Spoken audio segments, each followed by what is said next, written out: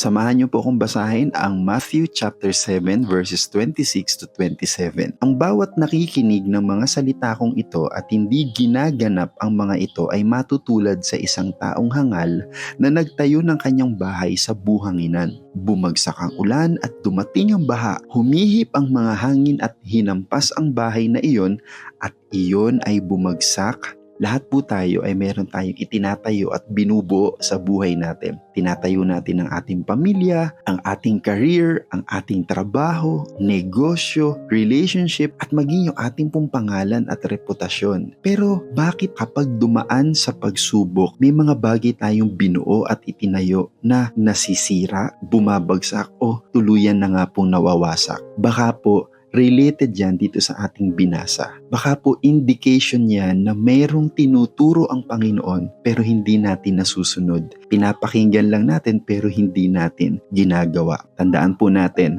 na sa anumang larangan ng buhay, pamilya, relationship, trabaho, negosyo o maging sa personal nating character, lahat po ng nabanggit ko may turo ang ating Panginoon.